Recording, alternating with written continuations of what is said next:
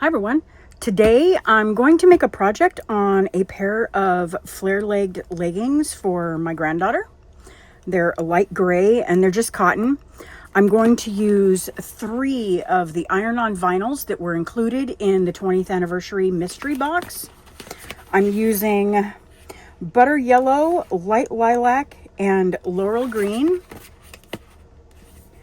Now I have already cut out some pieces of the vinyl because I don't need very much. So I wanted to cut them out into about the sizes that I needed, because what I'm going to do is I'm going to put all 3 of these pieces on my mat at the same time. And I'm going to set them up so that they're in the same places that I put them in Design Space.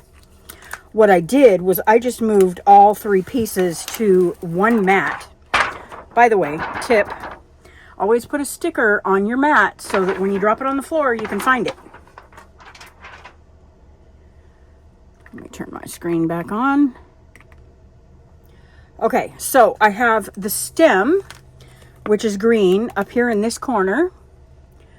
So I'm going to put my vinyl up here. Now remember that this is iron-on, so it's going to be mirrored, and you need to put your shiny side against the mat. So you want to flip this over. Okay, and then my flower is going to be this purple color, and I've got it set up over in this corner right here. And then this little piece of yellow, this is for the stamen that goes in the center of the flower. And I've got it set up to cut down here in this corner. Now I'm going to grab my brayer just to make sure this is stuck down really good. And I'm going to get ready to cut that on my machine. I'll see if I can turn you guys. Okay, I think that'll stay.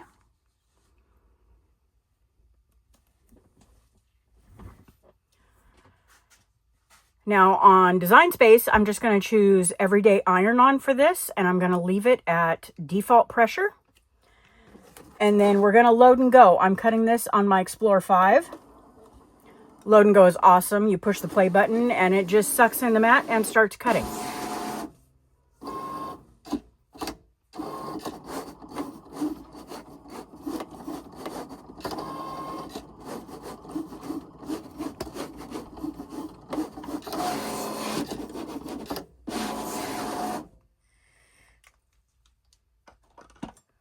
Isn't that amazing how fast that went? I mean, okay, it wasn't cutting much, but still. Okay, now let's put you back down here. You're probably crooked, but I'll try to stay in frame. Now, I like to, little tip, I save these little caps that come on the blades for the machines, and I use them on the tips of tools like this, so that when I go to reach for them in my container, I don't jab myself. Okay, now because it's already down here, I'm going to go ahead and do this yellow layer first. Now what I like to do, I like to leave my iron-on or vinyl on my cutting mat while I weed it, because that helps hold it down for me. That may not be easier for everybody else, but I do find it easier for me. And as you can see, this cut really well. I'm having no issues weeding.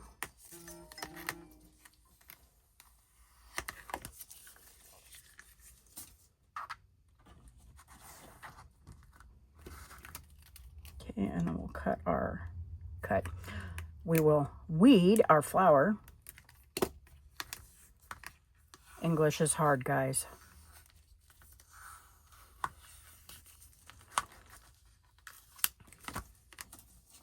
Okay. Yeah, so these little legging pants that I'm working on are kind of like, they're flare leg, but they remind me of bell bottoms. And it just kind of gives me that hippy dippy vibe. So that's kind of what I was going for here. You want to put your cover back on your mat the moment you are done with it. That will help keep it clean. And in my case, keep off the dog hair. Okay, so now we have all three of our pieces. They are weeded out and they are ready to go. Let me put this away. Okay, I am going to grab myself a mat, and I think I'm going to use my Easy Press Mini for this. Since it's pretty small, I don't see any reason why that won't work, and I will be right back. Okay, we are back. I have my Easy Press mat. Now on this particular pair, this sticker is on the front, and I think I want to put this on the left leg. So I'm just going to kind of toss everything else up there.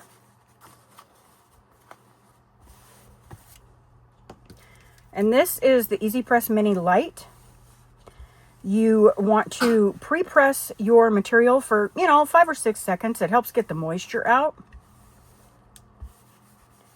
Now, because the Lite doesn't have any settings, I don't have to worry about what I have it set to. Okay, we have pre-pressed. Now, I just kind of want to lay this out. I want this near the bottom, but I don't want it all the way on the bottom.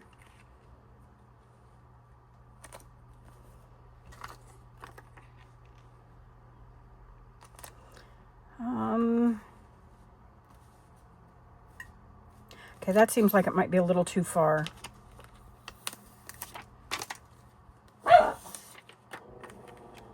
Okay, so I'm going to come over just a little bit, and I'm going to tilt this just a tiny bit. Okay, now what you want to do here is you want to press this for not as long as you would press the entire thing for, which is usually about 30 seconds with a regular press. I'm going to go, probably about 10 seconds or so. Okay, and then we're going to let this cool for a second. The idea here, by the way, I did lint roller these pants before I started. You always want to do that so you get off any dust or little pieces of fiber so that your iron-on sticks. Okay, now as you can see, I'm just checking, and right now it looks like my carrier sheet is peeling off fine. So we are good to go there. Now ordinarily, I would have sliced out the center circle, but when you do iron-on in layers, sometimes your layers will shrink a little bit. Like each time you press it, it will shrink a little bit more. And then that could make that not fit anymore. So I went ahead and left that there. You want to be real careful here. You don't want to accidentally press this where there isn't a protective sheet. As a matter of fact, I think I may lay that down there just in case.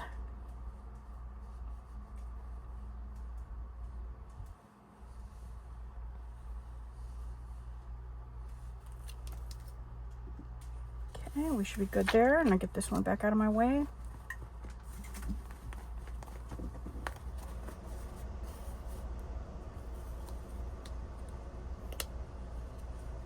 Now you do want to peel this slow just in case, because if your piece didn't stick, you may have to repress it again for a couple more seconds. Now, as you can see, that went out perfectly. Now what often happens when you stick it to your desk, it's a pain to get it off. When you have a piece like this and it's going on top of another piece, you will often have a mark on your original piece where the edges of this are.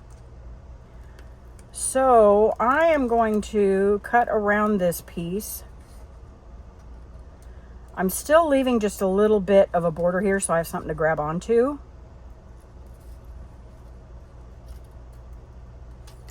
But I'm going to cut around it, and that way there's not as much of it. Well, that was nowhere near the middle. I'm going to grab a little pair of tweezers so I can see what I'm doing a little bit better. Well, I think that looks pretty good. No, maybe not. Let's go.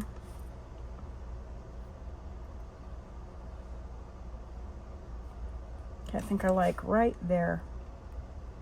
Okay, now this is my last layer. So this is the layer I'm going to do my full press on. And because most of this is uncovered, I'm just using a little piece of parchment paper. And I'm going to cover my whole design, and that way I'm protecting the parts that I already did. Now I'm going to kind of focus more on that center piece because that was the last piece I added, so it needs the most time. But I also want to make sure I get the rest of this a little bit because it only had about 10 seconds or so.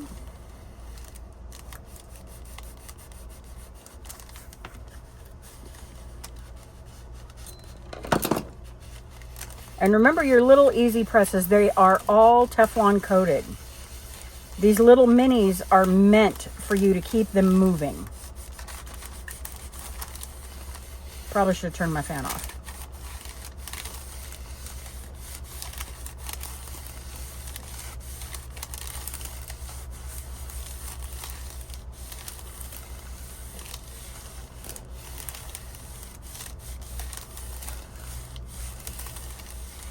Okay, I think that's probably good.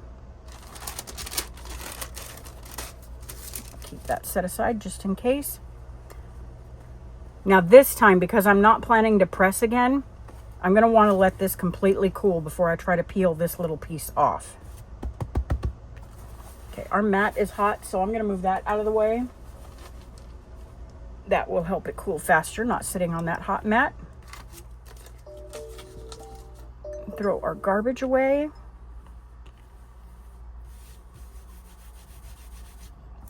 I think these are good. Oh, no, keep those out.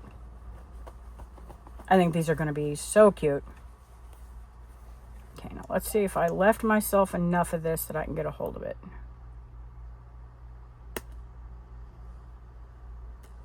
Yay! Okay, now what I usually do is I'll take my fingernail and I'll kind of come around edges. If I feel something that kind of grabs at my nail or my nail kind of grabs at it, I'll go back and press it again because that means I probably didn't press it long enough. And I know you'll see online where people tell you that you should see the fibers of your fabric through your iron-on. That's just not always the case because a lot of iron-on is, some of it's thicker than others, and your thicker stuff, if you iron this on long enough to see your fibers, you're going to have cooked your glue and it won't stay. You just want it to adhere. You really don't need to push it into the fabric.